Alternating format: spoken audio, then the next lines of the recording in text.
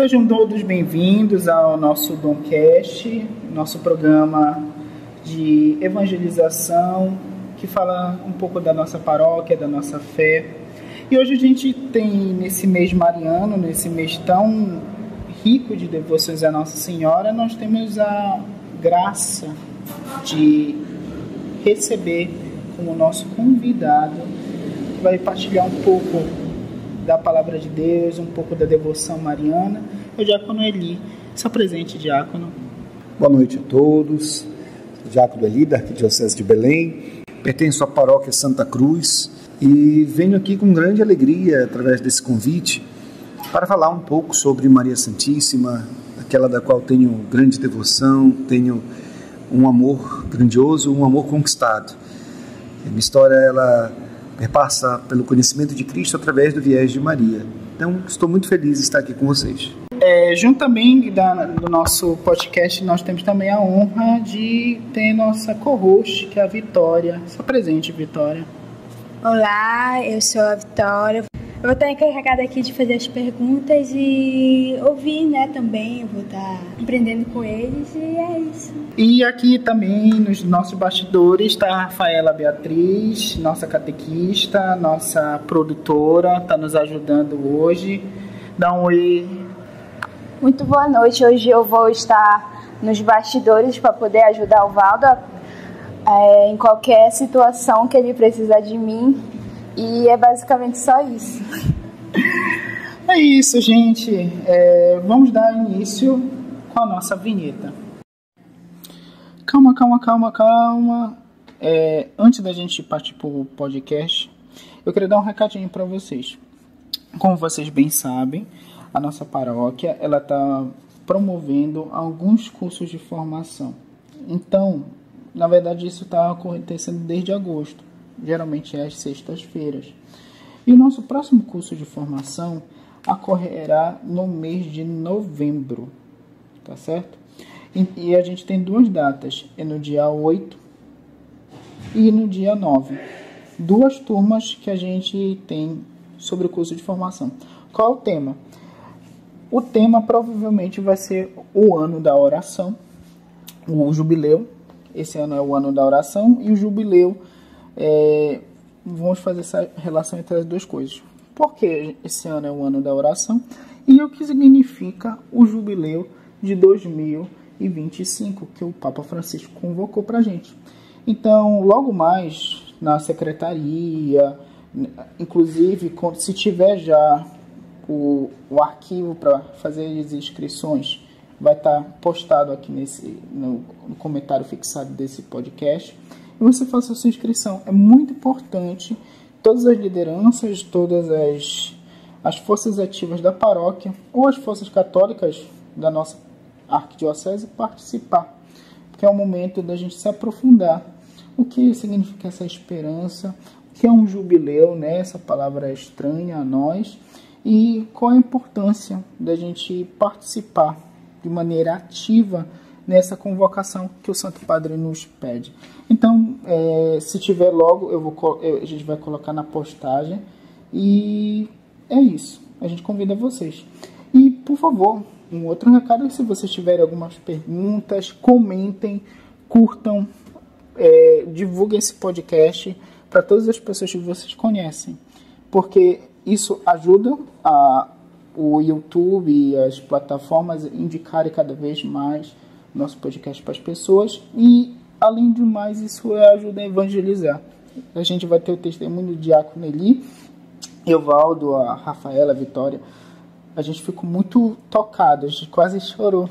E ele fala da nossa mãezinha, Mãe de Deus. Então, curtam, comentem, coloquem um amém se for, mas deixe o seu recado, sua mensagem e a gente vai ficar muito feliz. Se tiver bastante mensagem, a gente pode até ler no outro podcast e a gente agradece. Pois bem, diácono, Nossa Senhora é muito grande na nossa igreja e outubro é um mês, assim como maio, Maio é o mês dedicada a Nossa Senhora, mas aqui também para nós paraenses, da cultura do Rosário, mês das missões, mês de outubro, é um mês que a gente tem um carinho especial para Nossa Senhora. Primeiramente, eu gostaria que o senhor comentasse um pouco da onde surge na fé cristã a devoção à Nossa Senhora.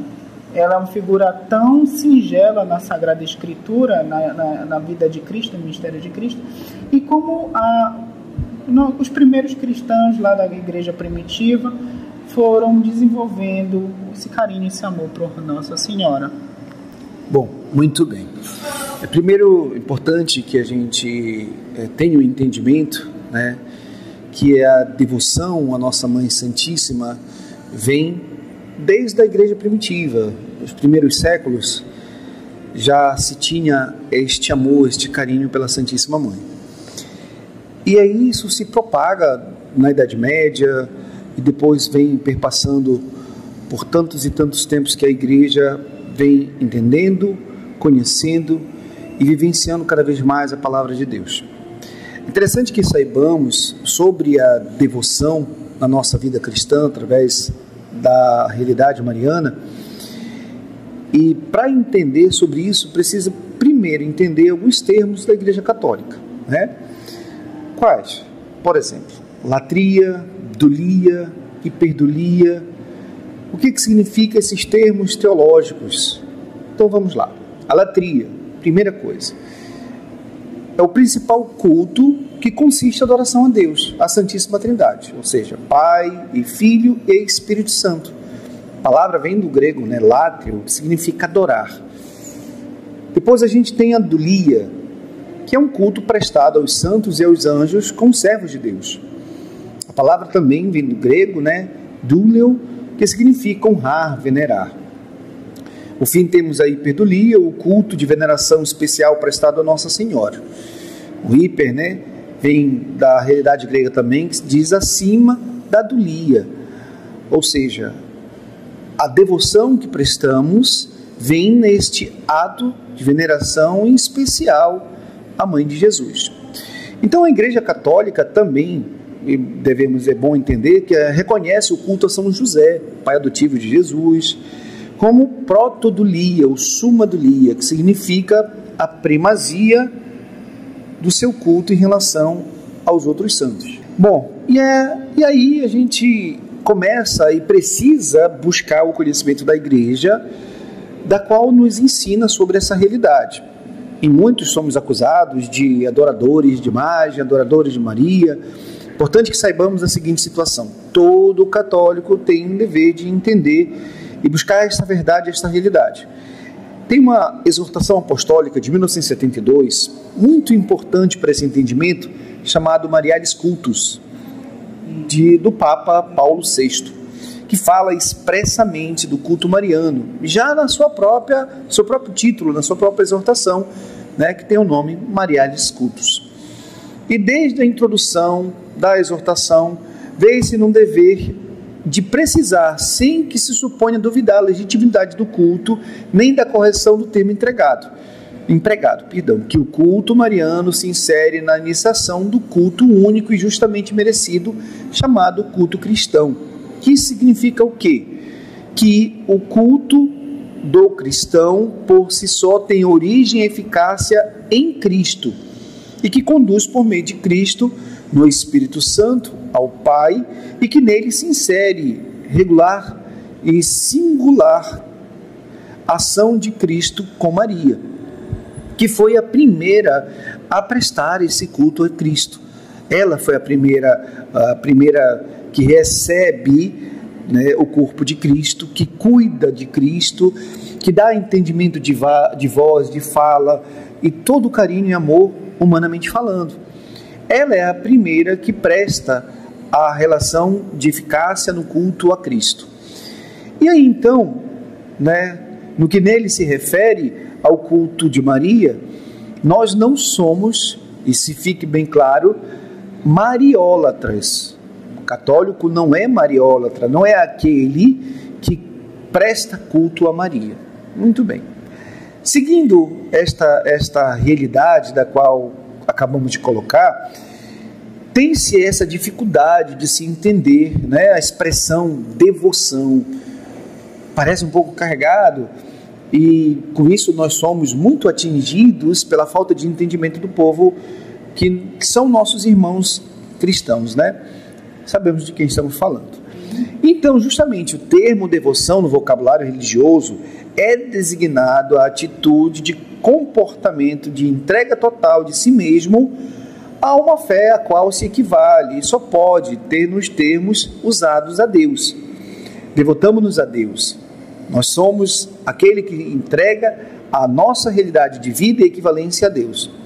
O próprio São Tomás, falando sobre a devoção do povo, resume a perfeição da doutrina cristã sobre a devoção dentro dos limites de seu tratamento da religião e de sua concepção do homem. Resumindo, os traços principais que lhe atribuem poderíamos definir a virtude pela qual a vontade do homem se reconhece radicalmente dependente de Deus. Ponto. Isso é fato da nossa fé cristã. Mas como é que a gente então faz entendimento em relação ao culto a Maria e aos santos? No princípio e fim do último de toda a criação, se atribui honra, relevância e culto àqueles que são justificados no Senhor.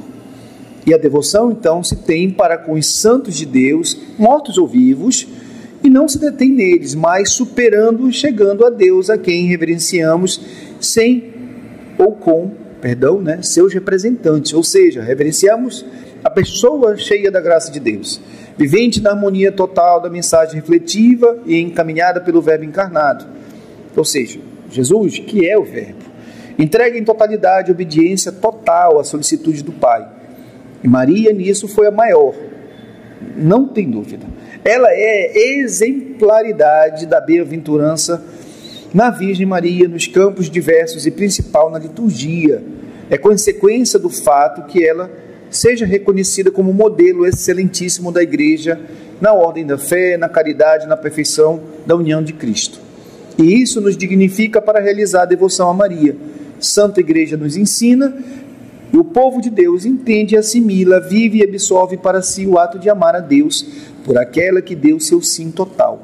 Queremos ser, meus amados jovens aqui reunidos, dedicados em totalidades a Deus, e deveríamos assim buscarmos em Maria Santíssima essa verdade para assumirmos a mesma vocação, e por isso a importância da devoção à Santíssima Mãe.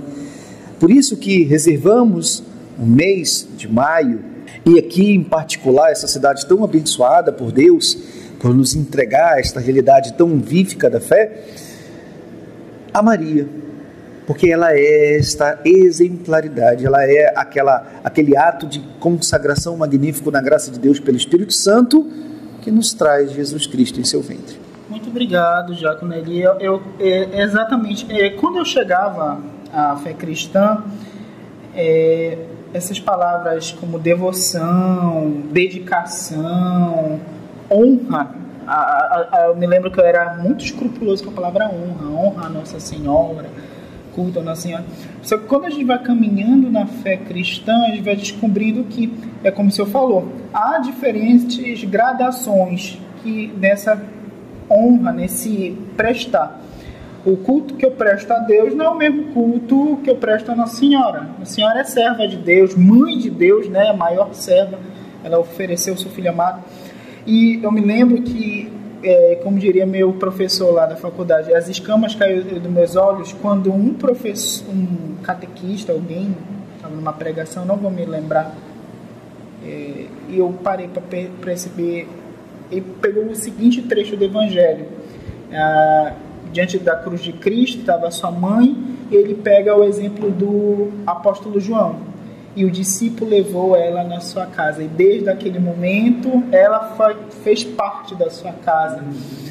E para mim caiu as escamas dos meus olhos. Se eu sou discípulo de Jesus, Maria tem que estar na minha casa, João, acho que é João 19, 27. Maria tem que estar na minha casa, porque ela vai me ensinar. Eu acho que é basicamente isso. Nossa irmã Vitória, ela tem uma pergunta. Pode fazer. Sim, muitas vezes ouvimos que a devoção a Maria nunca deve ser separada da nossa devoção a Jesus. Como podemos entender essa conexão entre a devoção mariana e a adoração a Cristo? Que maravilha de pergunta, né? Como é que a gente pode entender essa conexão que é única e magnífica na Terra? Bora lá. Os católicos são devotos a Maria. Por quê? Porque Deus a escolheu para ela ser mãe de seu filho. Filho que é Jesus Cristo. Então, nosso amor, a hiperdulia, ou seja, o culto, é levado a esta veneração com a mãe do Filho de Deus encarnado, já se encontra mencionados no próprio Evangelho, quando ela mesma fala: todas as gerações me chamarão bem-aventurada. Só para localizar, Lucas 1,48, né? Então, sem Jesus, não existe Maria Santíssima. Seria só Maria, esposa de José. Pessoas que moravam lá na Galileia, tiveram filhos e não seriam citados na Bíblia. Ponto. Quiçá, pela bondade vivida em suas realidades, em suas caminhadas, fossem seguidores de Jesus. Então, é necessário entendermos que Maria é a Virgem que sabe ouvir, que acolhe a palavra de Deus com fé, fé que foi para ela prelúdio, caminho para a maternidade divina. Não esquecemos, né? Conforme nos fala Santo Agostinho, a bem-aventurada Maria, acreditando, deu à luz aquele, Jesus, que acreditando concebera. Está lá num grande sermão, sermão 215 de Santo Agostinho. E na verdade, recebida do anjo a resposta à sua dúvida, ela cheia da fé e concebendo Cristo na sua mente, antes de conceber no seu seio, disse: eis aqui a serva do Senhor, faça-se em mim segundo a tua palavra. Também Lucas 1,38. Então Maria é depois a Virgem Mãe, isto é, aquela que pela sua fé e obediência gerou na terra o próprio Filho de Deus, sem ter conhecido varão, por obra e graça do Espírito Santo. Maria é a Virgem oferente. Maria é aquela que oferece a realidade da sua vida. Lembremos no episódio de Jesus no templo. A igreja, guiada pelo Espírito Santo, descobriu, para além do cumprimento das leis respeitantes, a oblação do primogênito e a purificação da mãe. Lá em Lucas 12:68, né? O mistério salvífico relativo à história da salvação, precisamente. Em tal mistério, a gente tem realçado a continuidade da oferta fundamental que o Verbo encarnado fez ao Pai, entrar no mundo. Viu nele proclamada a universalidade da salvação, porque Simeão, lembremos, né, ele recebe o menino Jesus para abençoá-lo, ao saudar, o menino à luz, para o iluminar nas nações e a glória de Israel. Reconhecia nele o Messias. E aí, o que acontece? O Salvador de todos estendeu aí a referência profética da paixão de Cristo. Lembremos que as palavras de Simeão, as quais uniam num único vaticínio o filho, sinal de contradição, e a mãe, a quem a espada haveria de transpassar a alma. Dá para perceber essa realidade quase que única. Jesus seria o sacrifício e Maria seria também sacrificada pela mesma realidade. A dor que ela sente é uma dor de mãe, mas que vai além também de uma realidade somente carnal, vai na realidade espiritual. Maria não foi transpassada por espada nenhuma. O que iria doer na sua vida era a sua alma, né? E aí a gente tem justamente a reflexão no Calvário, como tu falaste ainda há pouco, né? Maria estava lá do lado. Os apóstolos, e aí no caso apóstolo e evangelista João, coloca Maria lá para ser recebida e para dar a realidade da qual Cristo estava no seu Calvário. E isso é mistério de salvação, portanto, que nos vários aspectos orienta o episódio e apresenta o tempo para o acontecimento salvífico da cruz. Então, meus amados irmãos, a realidade de Maria, poderíamos aqui ficar noites e noites falando, mas a gente precisa aqui entender que unicamente o fato de entregar-se a Deus pela relação do amor ao Filho, da concepção à cruz, Maria é ato de vivência da fé. E aí, ela sempre irá nos indicar seu Filho amado, nos ensinou e nos ensinará por todas as gerações, e quem faz e fez maravilhas em sua vida foi Deus. Santo é o seu nome. Maria entrega, indica, fala, relata, se entrega até junto ao sacrifício, pela dor que sente, por ser ato íntimo na relação que tem com Deus. E por isso é muito tranquilo pensarmos que Maria nos eleva a adorar ao seu Filho, por esta relação de tamanha intimidade. Que preciosidade! O senhor estava falando, eu estava pensando, estava refletindo.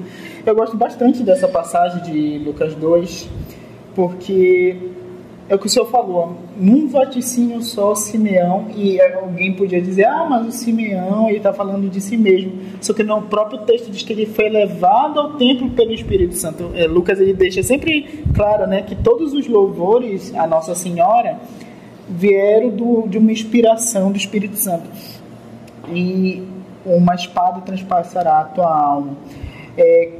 Quando eu ouvia o vídeo oferente, de novo, na minha história de fé, eu via vídeo oferente, eu ficava assim, um escrúpulo. Quando a gente entra na fé católica, a fé católica ela nos exercita realmente a fé.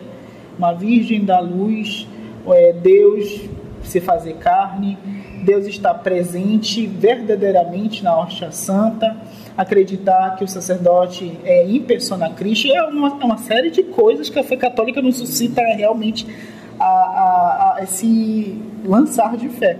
E de novo, isso já quando já era catequista, acho que é Colossenses que São Paulo fala que em minha carne eu completo a obra, as feridas de Cristo, alguma coisa assim.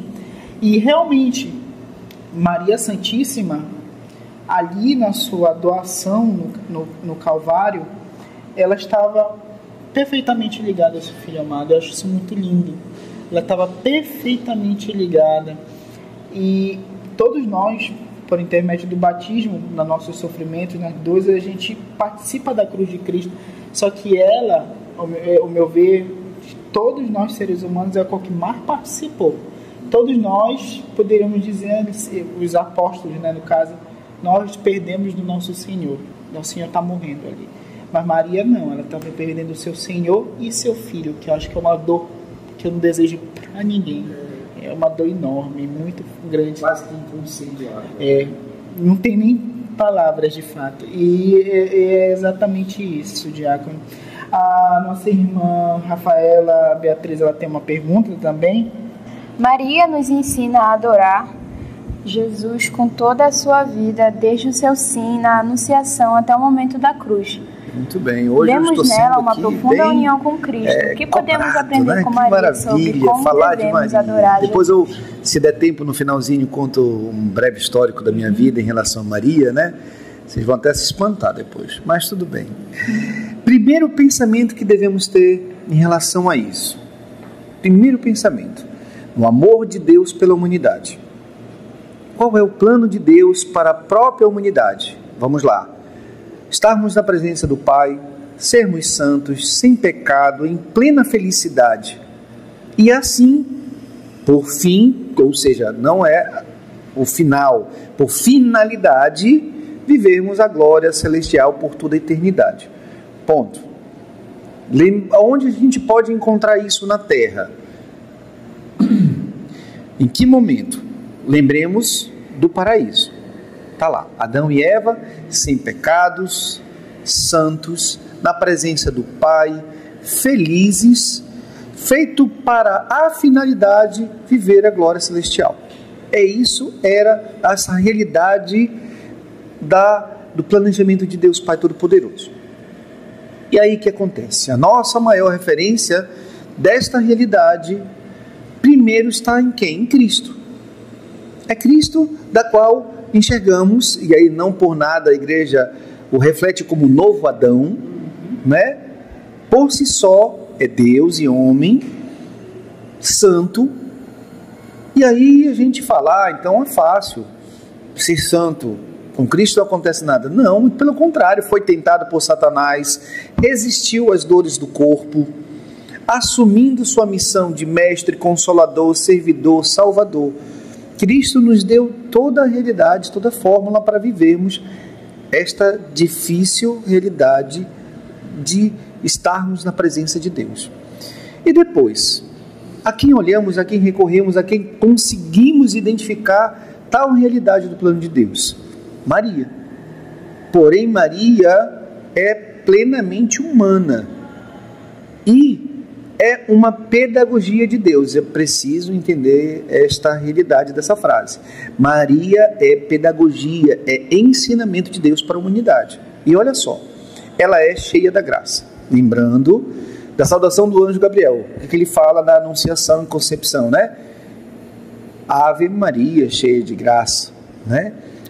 E aí ela recebe o Deus Filho em seu ventre, através do Espírito Santo. E daí devemos olhar para Maria como um sinal da história viva de Deus na humanidade, na qual o pecado original retirado, nela faz morada como vaso honorífico Jesus, mantendo-se pura, límpida, virginal, sem mancha do pecado, servindo a Deus Trinitário pela sua diaconia. Lembremos de Caná, um exemplo magnífico disso, né? Entregue à humanidade pelo próprio Filho e ainda humanamente falando, elevada à glória celeste. O que eu estou falando? O que eu estou refletindo com vocês? O que é isso? Uma coisa que a igreja passou praticamente 2000 anos estudando para definir como verdade absoluta. Estou falando dos dogmas de Maria. Uma coisa que é reflexo natural, pedagogia de Deus, a humanidade precisou de todo esse tempo para saber que ela era mãe do divino, maternidade divina, que ela recebeu a situação da Imaculada Conceição no ventre de Santana, e aí todos os outros dogmas, a Assunção ao céu, né?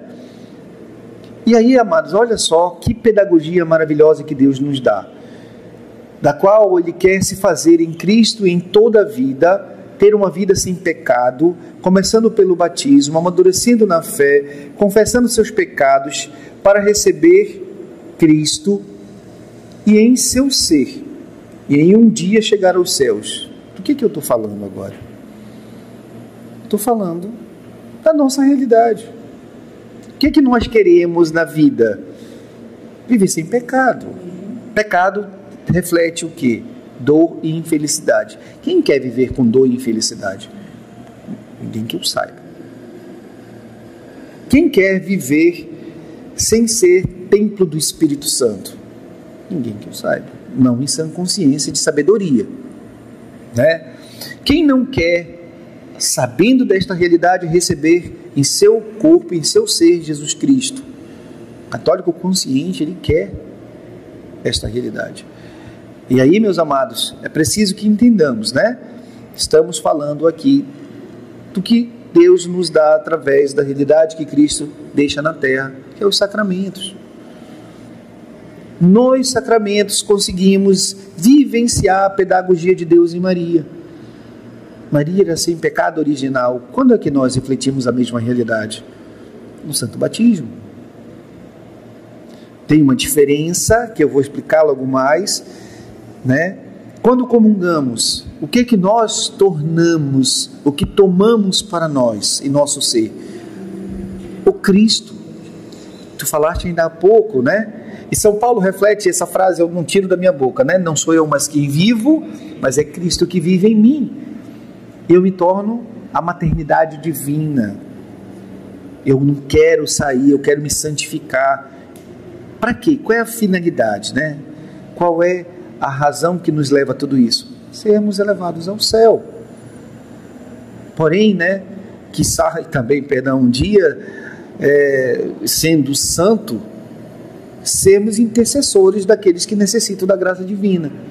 Então Maria, sendo pedagogia de Deus, exemplo vivo, encarnado e elevado aos céus pela fé em seu Filho amado e nos mandamentos de Deus, nos comunica o amor de Jesus pela humanidade, para a humanidade, pelo exemplo vivenciado no amor da mãe a seu Filho Jesus. Então, a realidade de viver esta devoção e que devemos adorar a Jesus, e como Maria pode nos ensinar, é só olhar para a vida de Maria. E o que a igreja nos ensina como absoluto, como certo e verdadeiro, os dogmas marianos, entendendo a relação que Deus teve com Maria e que foi através da ação do próprio Cristo, nós podemos também intensificar o nosso ato de vivenciar a Deus e adorá-lo. Olha só, quinta-feira, eu não sei se aqui é assim, mas normalmente nas igrejas é o dia da adoração. Tem lá a adoração. O que é necessário para adorarmos a Deus? A santificação do corpo. Isso é necessário. Como é que santificamos o nosso corpo? Confessando os nossos pecados, ou seja, usando do sacramento da confissão. E comungando ao Cristo Jesus. Fazendo uma excelente confissão, comungando o Cristo Jesus, nós nos santificaremos. Claro que tem todas as dores e penas que vamos sofrer. Mas antes disso, a gente já é, então, batizado e amadurecido na fé. Só aí eu falei de 4 sacramentos. E isso é reflexo do que Deus fez em Maria. E, porém, é preciso entender que Maria não é ato de exceção. Maria é ato de excelência. Deus, por excelência, deu em Maria esta realidade para que possamos nós um dia também, pelos sacramentos deixados por Cristo, vivenciar o mesmo sabor da graça. Cada vez que eu vou falando, eu vou refletindo, eu vou viajando no bom sentido. E eu estava lendo, o senhor falou sobre os dogmas marianos agora, fez uma relação muito interessante com os sacramentos, com a adoração. E recentemente a gente está escrevendo lá na faculdade sobre a virgindade perpétua de Maria, né? Que Maria ela é virgem mãe, como diz inclusive nos louvores divinos, né? Que a gente recita na adoração do Santíssimo, né? Maria Virgem Mãe. E como o senhor falou, ela é exemplo não de exceção, mas de excelência. Tanto na virgindade, para aqueles que são celibatários dentro da nossa igreja, quanto à maternidade, aqueles que têm isso, que é dom de Deus, né? Que é dom, as duas realidades presentes em Maria Santíssima. E que dentro da vida celibatária vai ter que ter uma fecundidade espiritual, né? Eu sempre digo assim, que os consagrados, os sacerdotes, eles têm que ter essa paternidade, essa maternidade incutida dentro do seu estado de vida.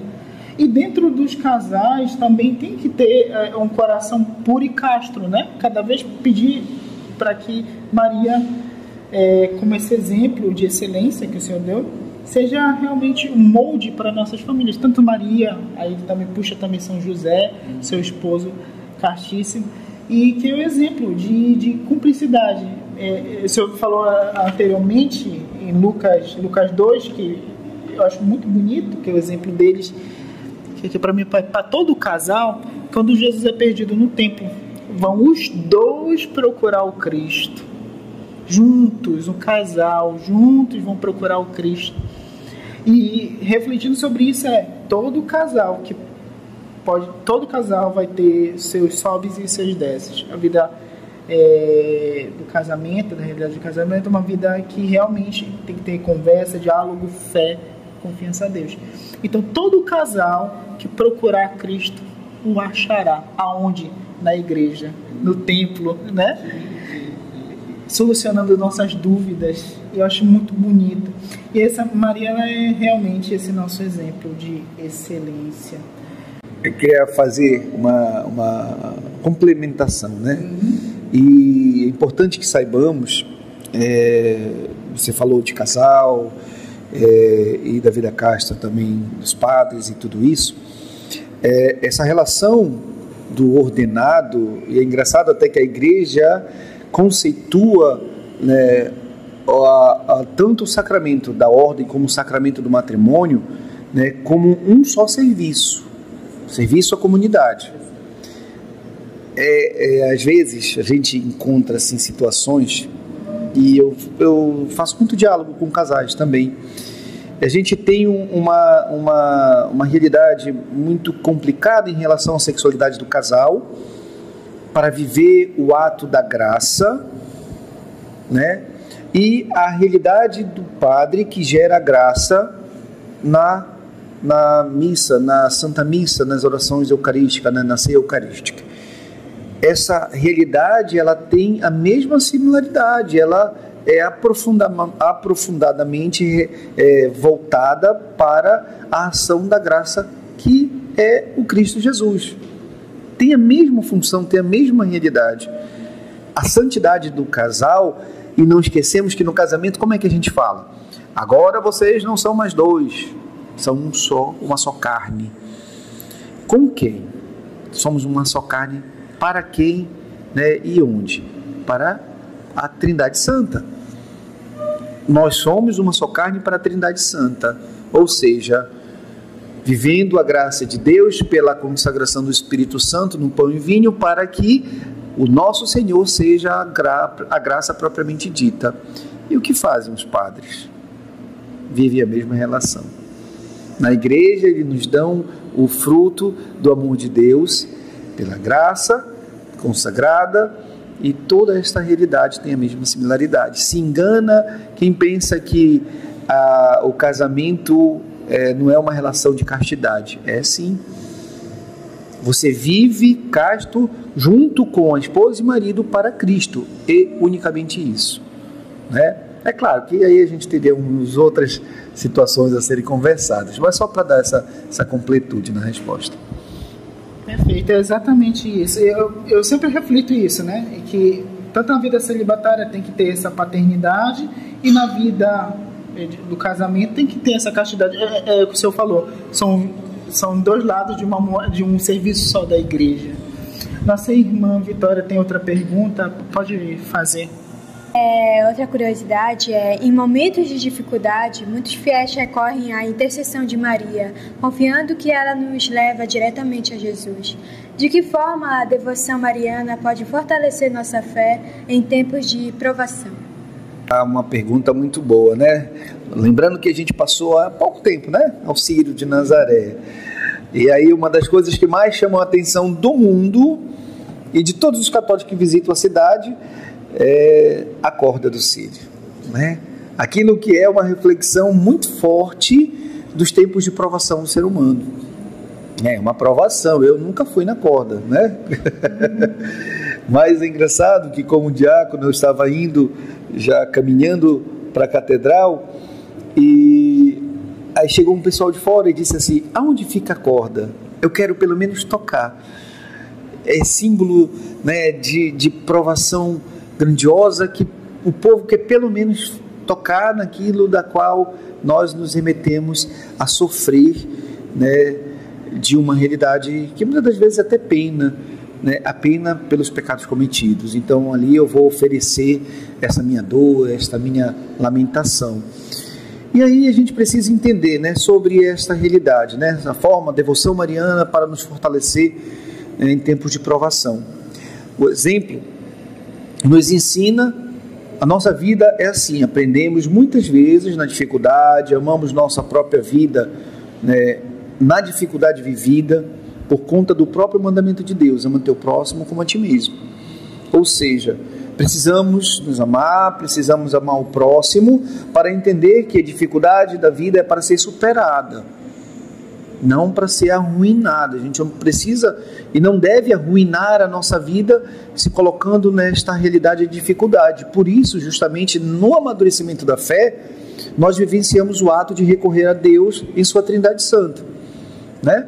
E percebemos que nossa limitação humana não nos faz ir além, né? Não nos faz conseguir as coisas maiores da qual precisamos. Então, precisamos ofertar nossa realidade, nossa dificuldade, sendo honesto e amoroso com aquele que nos serve. E aí, Maria? Além disso, a Virgem é dada a oração, é exemplo oracional.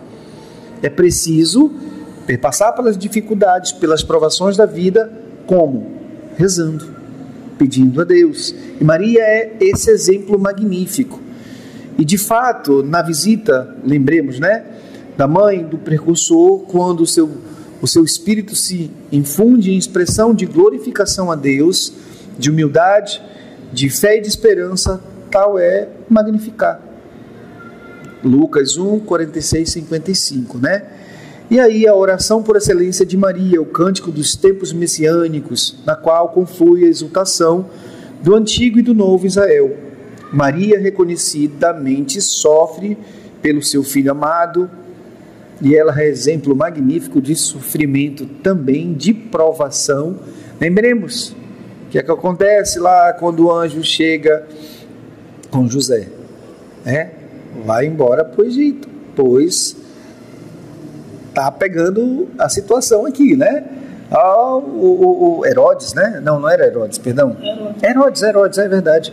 Herodes queria detonar, matar e destruir todas as crianças, para, já sabendo, conhecedor da relação que tinha do Messias que viria a vir, né? E aí, então, sabemos e somos sabedores que Maria também sofreu muito, né? Lembremos que falamos ainda há pouco, né? Lá no templo, Maria foi informada da espada que iria transpor sua alma. Então, a oração era a realidade constante em sua vida. E vendo esses exemplos, podemos transpor para a nossa vida, para as nossas dificuldades, esse ensinamento daquela que foi sempre fiel ao Pai, reconhecendo as necessidades de entrega às coisas do céu, mediante a tudo na nossa vida. Então, passarmos para a provação da vida que temos em todos os tempos da nossa realidade, precisamos nos dedicar, através da devoção mariana, àquela que foi uma mulher orante, aquela que foi uma mulher entregue a Deus e sempre obediente. A gente precisa amadurecer na fé, ter as virtudes que o Espírito Santo nos dá, e para ter essas virtudes precisamos nos entregar a Ele. Não adianta dizer assim, Senhor, eu quero sabedoria. Não vai ter, né? Se a gente não aprender, se a gente não buscar, não conhecer, a gente não vai ter sabedoria. E o Espírito Santo vai entregar não um conceito, vai entregar as oportunidades para ser utilizada a sabedoria da qual você adquiriu, né? E aí justamente dentro dessa realidade que Maria nos entrega a recomendação de sermos orantes, pacientes, ela que era cheia do Espírito Santo, sermos inteligentes na hora de agir, de se colocar, de saber pedir também, de silenciar. Maria era a mestra do silêncio. O silêncio é a escuta magnífica do Espírito de Deus. Muitas das vezes, até voltando ao termo da adoração, e a igreja nos pede, tanto na adoração como na Santa Missa, que após a Eucaristia façamos um momento de silêncio. Silêncio total na igreja. Para quê? Para justamente fazer com que Deus fale dentro de nós. Uma vez a gente fala sobre Nossa Senhora, sobre o silêncio. Tem inclusive uma música da igreja, né? Maria no seu silêncio. Bento XVI ele vai falar assim que Maria ela é a mestra do silêncio. Se não me engano, uma das catequeses dele, eu posso estar completamente enganado, que ele falava, e Maria meditava tudo em seu coração. Eu acho muito perfeito isso, muito bonito, como ela foi peregrina na fé. A gente tem, às vezes a gente tem a imagem que Nossa Senhora, quando o anjo anuncia ela, o anjo Gabriel, ele colocou uma enciclopédia, olha, vai ser assim, assado, cozinha.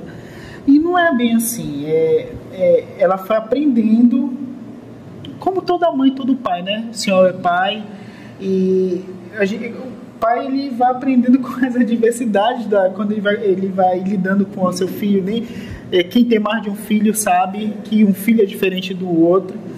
E Maria Santíssima foi aprendendo com a sua vivência com Cristo, e foi aprendendo que não era simplesmente o filho dela, era o filho dela com o filho de Deus, né?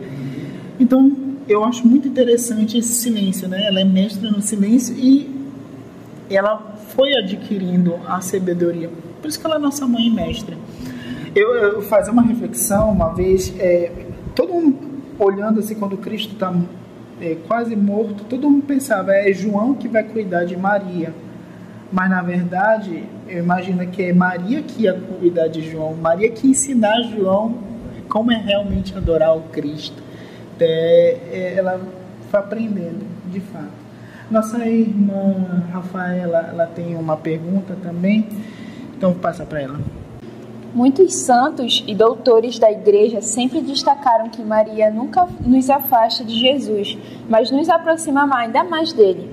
Como podemos integrar a devoção mariana em nossa vida espiritual de modo a crescer na adoração e intimidade com Cristo?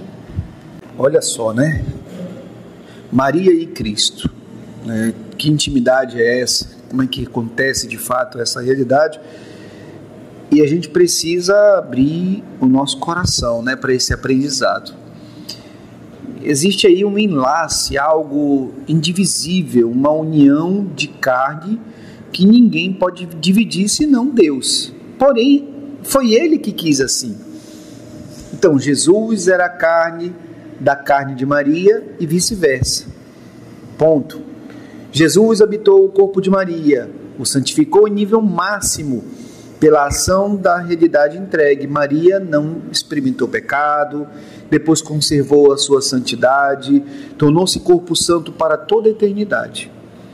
Por essa realidade, por esse enlace, por essa ligação fortíssima que Deus quis assim.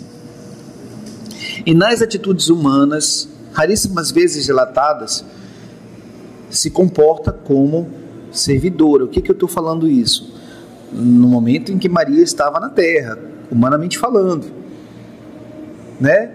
Ela é uma mulher, sim, orante, silenciosa, amável, cooperadora, receptora do que já conhecia, a invasão magnífica do Espírito Santo de Deus. Que momentos são esses que eu estou falando? São os momentos em que encontramos os relatos dos evangelistas sobre Maria, né? Que a gente já comentou, desde a anunciação, levou um templo, perdeu Jesus, volta para encontrá-lo no templo, né? Aí já tem bodas de Caná, que ela é cooperadora, né? Co-cooperadora, né? Na realidade, onde ela se encontra ao lado da cruz, e por fim, a última menção a Maria está no Pentecostes. E ela conhecia aquela realidade, ser invadida pelo Espírito Santo. Quem mais do que ela que sabia sobre isso? E aí é necessário que vivamos a fé com entendimento e sabedoria, que são dons do Espírito Santo. Pois viver Maria em devoção, oração e entrega é estar com seu Filho amado. Precisamos, conforme falamos ainda há pouco, de entendimento, de sabedoria, para podermos entender esta realidade. Esta união da mãe com o filho na obra da redenção, isso está lá em Lumen Gentium, alcança o ponto culminante no Calvário, onde Cristo se ofereceu a si mesmo, a Deus como vítima sem mancha. Lembremos, né? Hebreus 9,14. E onde Maria esteve de pé junto à cruz, João 19, 25. Sofrendo profundamente com o seu unigênito e associando-se com âmbito maternal ao seu sacrifício, consentindo amorosamente a imolação da vítima que ele havia gerado. O que a gente falou ainda agora há pouco. Ela, de fato, está ali como mãe e como aquela que foi servidora. Fazei tudo o que ele vos disser. E é oferecendo-a também ela ao Eterno Pai, para perpetuar ao longo dos séculos o sacrifício da cruz, o Divino Salvador, que instituiu o sacrifício eucarístico, memorial de morte e ressurreição, e confiou à Igreja, sua esposa, né?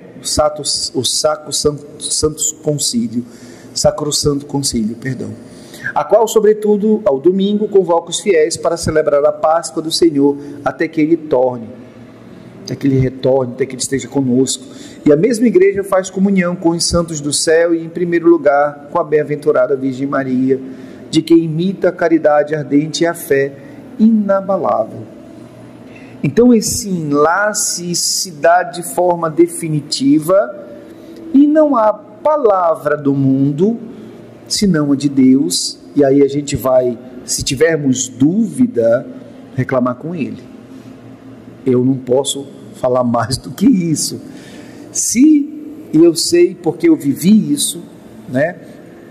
E sei como é dolorido falar que ela era uma barriga de aluguel, que ela era um ato, quase que um instrumento necessário naquele momento, que ela não tem essa grandiosidade, que o seu filho a tratava mal, né? Ou olha, Jesus tratou mal Maria, que é mulher, o que tem a ver com isso? E isso é uma tristeza muito grande ao coração, pois não ver essa intimidade, esse enlace que é indivisível à realidade humana, conforme eu falei no início, só Deus para dividir, e Ele não quis assim, né? Se faz justamente nessa necessidade que temos de viver o Cristo Jesus com intimidade para adorá-lo. Precisamos ter essa intimidade porque Maria nos mostra que não podemos viver sem Cristo. Por que eu falei tudo isso a vós? É para que entendamos que Maria se enlaça com seu filho e precisamos também viver essa mesma conjuntura. Volto a dizer, Maria é pedagogia de Deus. E nós precisamos entender a vida de Maria com Cristo. Falei também numa resposta anterior, né? O que seria Maria sem Jesus? Só Maria da Galileia. Uma mulher simples, casada com um homem, devia lá no seu futuro ter seus filhos e viver sua vida comum. Mas não, foi Deus que quis assim, e assim também Deus nos ensina. É desta forma íntima, real, verdadeira que vocês devem ter o Cristo Jesus no coração como Maria. Não dá, meus amados irmãos, vivermos longe do Calvário, longe da cruz. É por isso que Jesus fala, né? Eis aí a tua mãe, mãe, eis aí os teus filhos. São João nos faz entender isso, e ele nos escreve e ele fala, né? O discípulo amado. Porque quem em sã consciência quer viver Deus na sua total propriedade, não sendo seu discípulo, não existe essa pessoa. Então ele, na sua forma maravilhosa de escrever, fala o discípulo amado, nos coloca todos, lado a lado da cruz. E aí a gente olha para o lado, quem está do nosso lado? Olha Maria, não, tu é só uma mulher que não tem importância nenhuma, eu vou ficar sozinho na cruz. Não tem essa possibilidade, nenhuma. Não dá para expulsar Maria do nosso lado. Não dá para dizer, Jesus, sei que tu está morrendo aí, mas eu vou só te falar uma coisa, eu vou viver só com as tuas palavras e o que está escrito na Bíblia, porque a tradição, o entendimento, a fé e a ação do Espírito Santo não valem. É dolorido. A verdade que nos cabe para de fato entendermos e termos a intimidade com Jesus perpassa pela essa vivência com Maria como devoção e Jesus como adoração. Eu queria, por fim, que a gente comentasse, o senhor tem um texto muito bonito, eu sei só por alto que o diácono Edson me contou, ele só deixou assim, inclusive estou curioso, da sua caminhada na igreja. Hoje o senhor é diácono, né? Hoje o senhor é diácono da igreja, e nem sempre o senhor foi um devoto, um filho fiel, um filho dedicado à nossa mãezinha. E qual foi os caminhos que Deus foi conduzindo o senhor até hoje, né? Que o senhor é diácono, o senhor estuda vigorosamente a vida de Nossa Senhora para servir cada vez mais o seu filho amado. E eu queria que o senhor contasse um pouco da sua história. Muito bem, é que eu falei no início, né? Vocês iam se assustar um pouquinho com isso, mas vou tentar ser breve, que a gente dá muita formação, eu e minha esposa, né? Essa história está muito intimamente ligada a ela também. E para iniciar este diálogo, eu fui batizado na Igreja Católica, fiz a minha primeira comunhão, né? A minha mãe teve esta preocupação, porém, a minha família materna, ela tem uma forte ligação com o protestantismo. O meu avô era descendente de holandês, morava lá no Rio Grande do Norte, veio para cá, então ele já veio com aquela concepção protestante calvinista mesmo, dos holandeses que se instalaram lá, né? Isso meu avô, acho que teria se fosse vivo hoje, teria uns 120 anos, acho que por aí, se não mais, ou menos, mas dentro dessa idade, mais ou menos. E aí ele chega aqui, né? É um protestante, tem acho que 9 filhos, entre filhos e filhas, né? E todos eram protestantes. E a minha mãe também, no caso. Depois, a família, através de um tio meu, na juventude, na qual o meu avô trabalhava, em uma antiga casa de saúde, a gente chamava, que era não Almirante Barroso, onde é o EPA, né? Ali era um hospício, né? Esse nome tem um outro nome hoje mais moderno, mas tinha ali uma casa em que abrigava pessoas, né, com problemas mentais. E aí ali era uma casa também que quem cuidava eram os padres crúzios. Ali é um prédio muito imponente, e meu avô foi trabalhar ali por intermédio de uma pessoa amiga da família, e o meu tio, com 10, 12 anos, que era o mais velho, Moacir, ele foi para ajudá-lo. Então, tinha missa todos os dias, era de manhã, tarde e noite. As irmãs frequentavam a missa. A antiga paróquia da Santa Cruz ficava naquela esquina ali, na Dr. Freitas com Almirante Barroso. Ali era a primeira igreja da Santa Cruz, a Sagrado Coração de Jesus. E aí ele ia assistir às missas, escondido do pai, que era protestante, ferrenho, e vindo pelas frestas lá à Santa Missa. Com isso as freiras o chamaram e o batizaram ali, sem até a sabedoria do pai. Mas depois que ele se tornou e batizou católico, ele não pode fazer nada. E então, com o crescimento, desenvolvimento dele, parte da família se torna católica e parte protestante. Meu avô ajudou muito na fundação, eu digo assim, ele é um cofundador da igreja protestante aqui em Belém, era a Assembleia de Deus. Ele ajudou dentro desse viés, dessa realidade no início da igreja aqui em Belém, que ela surge aqui em Belém, a Assembleia de Deus. E aí, com isso, lá pelos meus 12 anos de idade, eu estudei em colégio adventista, né, por 8 anos, e lá pelos meus 12, 13 anos, eu tinha um tio que era pastor, uma tia ainda protestante, permanece, né, da ala protestante da família, e me levou para o Templo Central. Era a primeira reforma no Templo Central, que ele já ficou aquele prédio imponente e tudo. E eu fui levado para ali, e aí vou botar uma aspa aqui, vocês não estão vendo, mas eu aceitei Jesus, né? Abre aspa e fecha aspa. E aí, com isso, eu frequentei por até os meus 18, 19 anos, um pouco mais até, meus 24 anos, na verdade. Eu acho que eu fui criado quase para ser pastor ali. Eu fazia as escolas dominicais, era muito interessado, sempre gostei muito de estudar, de me vincular a essa realidade. Então, me tornei um protestante um pouco ferrenho, era totalmente contra a imagem. Maria, então, era a última realidade de pensamento da minha vida, né?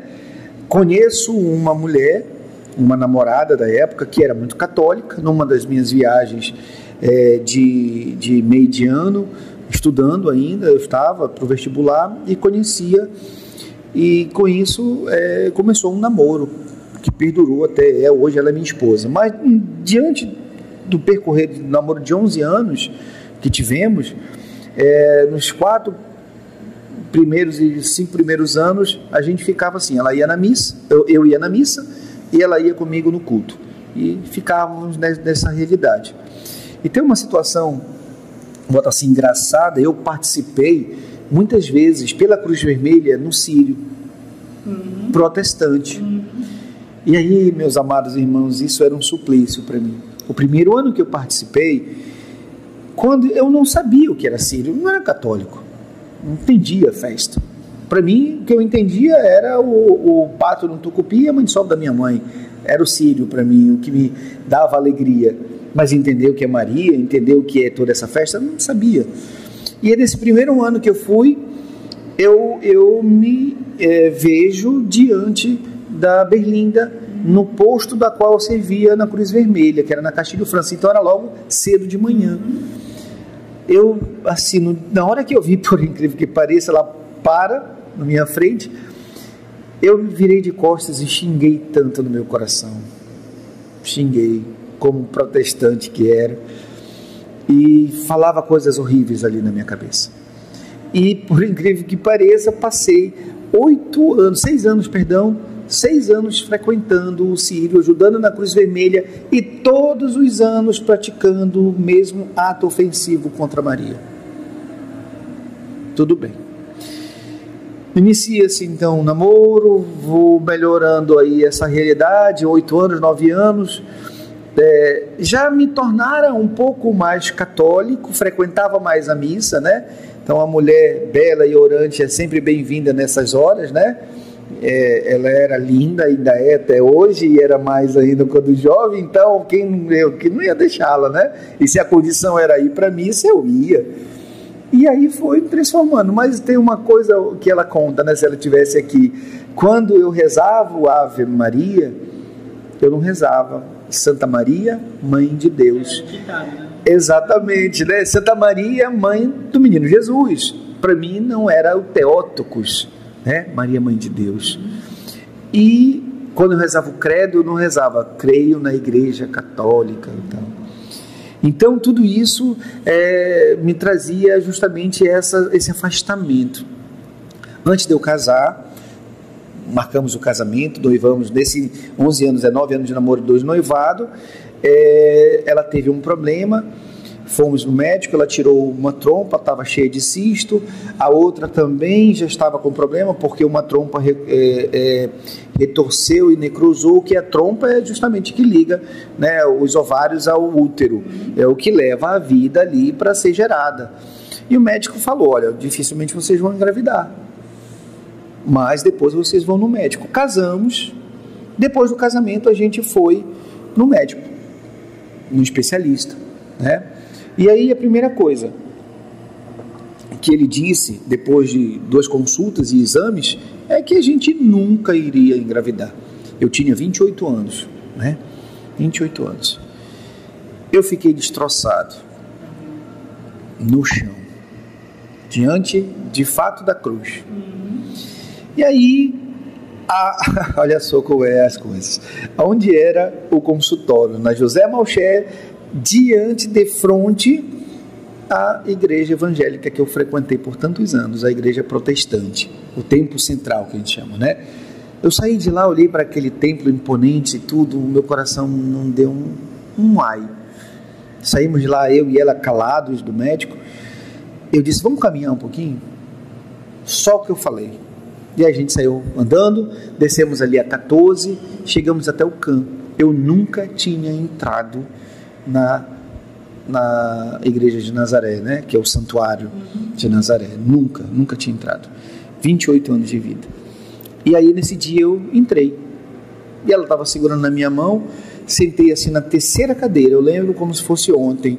Terceira cadeira do lado direito. Estava vazia, isso era final da manhã, a igreja vazia. Eu olhei lá para cima, onde está a imagem, né? E aí fiz uma oração, a primeira oração que eu fiz para Maria. Se tu queres um servidor teu, engravida minha esposa. Claro que hoje eu não vou mudar, porque foi o que eu fiz, eu não rezaria assim, porque a gente sabe que Maria intercede. Mas foi a primeira oração. E saí de lá, chorei, pedi perdão no meu íntimo, mas foi só. Caríssimos, 2 meses depois a minha esposa estava grávida. 2 meses depois. Aí eu fiquei conquistado. Agora eu quero saber quem é essa mulher. Eu quero saber quem é esta Nossa Senhora, que esse povo, eu ainda não considerava, agora nesse momento povo de Deus, esse povo tanto aclama, tanto, né, faz a hiperdulia.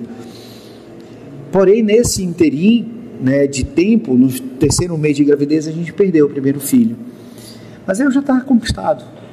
E aí foi o primeiro ano, isso foi no final do ano, ela perdeu lá para meados de março, abril. Quando foi no 1º outubro deste ano, eu fui no Círio. De fato, eu fiz uma promessa, entregar água às pessoas da corda, e eu fui de fato lá. Foi o primeiro ano que eu fui de fato olhar o Círio de Nazaré, com 29 anos de idade, 29 para 30 anos já. E aí, eu só chorava, meus irmãos. Eu entreguei toda a água e sentia o clamor do Espírito Santo em mim.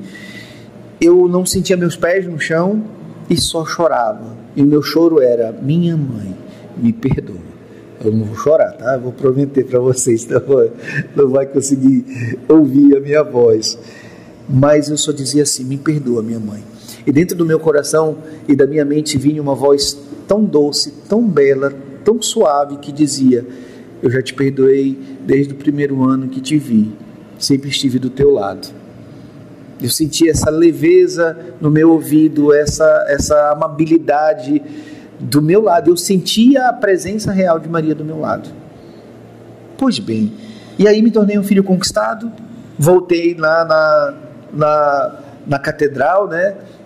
Na catedral não, perdão, no santuário de Nossa Senhora, e pedi: minha Mãe Santíssima, agora te peço, intercede por minha esposa, para que ela engravide junto a Jesus, para que eu tenha um filho, para que ele nasça com saúde, que a gravidez seja tudo ok e tal. Beleza. Quando foi uns 5 meses depois, não, 3 meses também depois dessa oração, ela engravidou. E aí nasce o meu primeiro filho. Eu não contei para vocês, né, porque a história é muito longa e cheia de detalhes, mas a gente no namoro já tinha pedido assim: vamos ter 4 filhos. O primeiro vai ser Mateus, o segundo vai ser... aí por aí vai, né? E o meu primeiro filho nasce em que dia? 21 de setembro. Vocês sabem que dia é festejado 21 de setembro? Dia de São Mateus. Porque para Deus nada é impossível. E aí eu fui justamente buscando, querendo conhecer, querendo saber mais. Eu organizei aquelas celebrações nas nossas casas, né, que tem no período do Círio, na família e tudo isso. Fui me dedicando cada vez mais a viver Maria e fui aprendendo de fato quem era Jesus. E aí tivemos um segundo pedido, né? Em uma das novenas, na última novena que foi já na nossa casa, que também foi uma graça alcançada por Maria, eu fiz um pedido para que Maria engravidasse minha esposa novamente, né? E aí ainda fui mais específico, né? Saiba pedir a Deus, por intercessão de Maria, que ela fosse mulher, que nascesse tudo bem, por aí vai. E nasce então a minha segunda filha, né? Que foi a Elis Mariana. Nasce 1º de outubro. E demos a ela, dedicamos a Maria esta grande bênção, esse milagre. Na cirurgia da minha esposa, ela retirou a outra trompa, já estava cheia de cisto. A médica, quando retira a trompa, diz assim: parecia um cacho de uva, sabe? Parece um cacho de uva, cheio de uva. Eram os cistos da trompa dela. E ela diz assim: eu não sei como você engravidou, como vocês engravidaram. E na cabeça da minha esposa só vinha uma frase: nós sabemos, porque para Deus nada é impossível. E aí no meu caminhar, na minha busca de conhecer Maria, o padre, né, faz o convite, eu vou me pôr à disposição para fazer essa caminhada junto à igreja, tornar-me diácono. Vocês lembram da oração que eu pedi? Maria, se tu queres um servidor... Cuidado com o que vocês pedem para Deus, viu? Não vão pedir assim: eu quero ficar magra. Não, eu quero engordar. Saiba pedir para Deus, viu? Porque, de fato, quando a gente se envolve na fé em Cristo, a gente se dedica a esta realidade que Maria nos ensina, ter esse enlace, essa intimidade. E foram tantos milagres, não dá para contar todos pelo viés mariano. E aí, de fato, eu comecei a estudar, a conhecer, a entender, a buscar, e que me traz, às vezes, muita alegria de poder servir, ser convidado aqui por vocês e já ter ido a tantos e tantos outros lugares levando a palavra que Deus nos dá através do Viés Mariano. Eu realmente, cada frase que ele ia colocando assim, eu ia me arrepiando em ser vocês. Acho que é esse que é o intuito, né? A gente partilhar testemunhos. Se a gente for, cada um de nós, falar a nossa relação com Nossa Senhora, a gente vai ficar aqui. Também tem uma realidade muito, muito assim forte com Nossa Senhora, mas isso vai para outro episódio. Mas eu já me sinto edificado. Deus realmente, eu precisava ouvir tudo que foi falado, foi partilhado aqui, e Deus, ele vai escolhendo, né, as pessoas certas no momento certo. Irmãos, mais uma coisa a acrescentar? Eu confesso que eu quase chorei, porque eu sou muito chorona. Sério, cada palavra assim que o Senhor disse me arrepiou assim de um jeito, porque a gente vê que hoje em dia a maioria dos eles saem do protestantismo para o catolicismo através de Maria.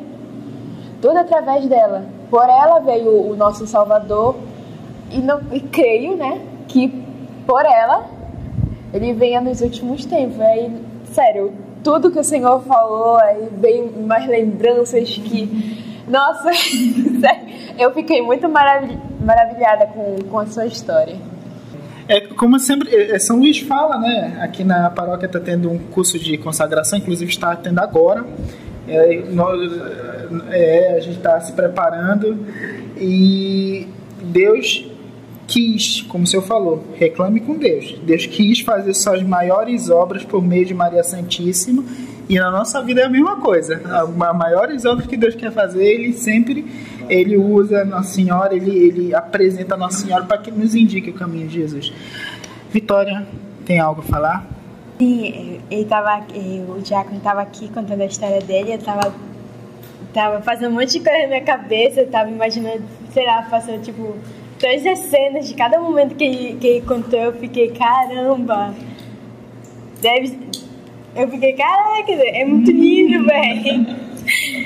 É uma história, tipo, é muito emocionante. A Rafaela aqui, Beatriz Rafaela, minha irmã, ela sabe que eu não sou de chorar muito, mas eu confesso que eu quase chorei aqui. Sim, é uma história realmente muito linda. Eu fiquei até com vontade de animar ela, mas isso já é por outro caso. Sim. Até deixar em agradecimento também ao pároco, né, que nos permite estar aqui. Eu já vim várias vezes aqui, e quando eu vejo que é uma ligação daqui, ou então até nas comunidades daqui, né, eu venho com uma felicidade enorme, né. Mas também não posso deixar de agradecer a um padre que me acolheu e que foi um grande instrutor mariano para mim, que é o Padre Plínio. Eu tenho nele assim uma pessoa que me ensina a viver Maria todos os dias. Ele foi aquele que me dignificou, principalmente na ação litúrgica. E a gente precisa ter esta realidade na nossa vida, né? Ele me fala muito, né? Não se acostume com o sagrado, não se acostume com a questão da realidade que Deus está presente no meio de nós através da Eucaristia e pela relação que temos com Maria, que foi ela que nos deu esta realidade por intermédio da ação de Deus, né? Então não devemos nos acostumar com o sagrado.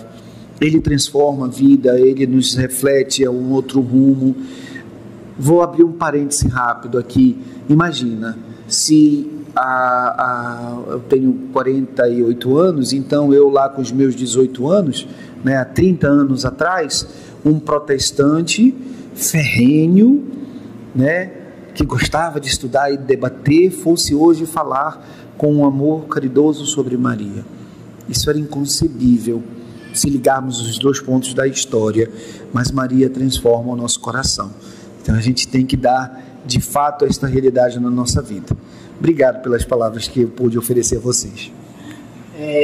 Irmã Vitória, encerre nosso podcast. Eu, Valdo, estou muito feliz saia edificado e que Nossa Senhora realmente seja essa mãe mestra que fale sempre no nosso coração fazer tudo o que Ele vos disser. Aprendemos com Maria, que nos guia em nossa jornada de fé e como ela nos leva até Jesus.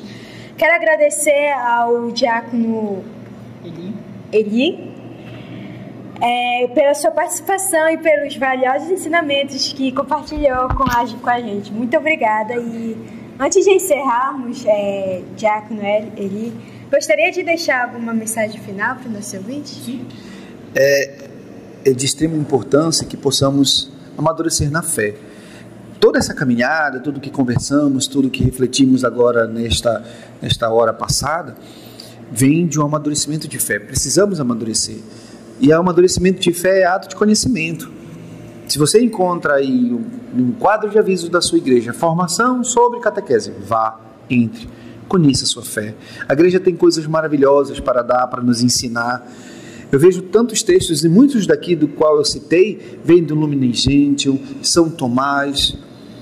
Tem um santo maravilhoso da nossa igreja que fala-se ardentemente de Maria, que é Santo Ambrósio, e tantos outros, Santo Agostinho. Façam-se em dedicação para o estudo, tirem um tempo para estudar, para amadurecer na fé. Eu falo sempre, em algumas formações que dou, é que a gente só ama o que conhece. Não dá, meus amados. Eu passei, quando eu conheci a minha namorada, na época, hoje esposa, eu passei 1 ano para dizer eu te amo para ela. Eu lembro o dia, a hora e o local. Para conhecer Deus, a gente precisa ter a mesma reflexão. Precisamos amar a Deus, conhecendo, amadurecendo a fé, para que a gente possa, de fato, abrir este enlace, essa intimidade que temos com Maria. E aí eu agradeço novamente e peço, que possamos todos nós vivenciarmos o amadurecimento da fé em Cristo. Então, para encerrar, nos dê sua bênção. O Senhor esteja convosco. Ele está no meio de nós. Que a intercessão de Maria esteja sempre na nossa vida, e pedimos assim esta relação amorosa que temos, pois Deus, Pai, Filho e Espírito Santo, e de paz o Senhor vos acompanhe. Graças a Deus. E para você que nos escuta, fica o convite para buscar sempre a inspiração em Maria Santíssima, que com seu sim a Deus nos mostra o caminho até Cristo. Nos encontramos no próximo episódio do Domcast. Até lá e que Deus nos abençoe.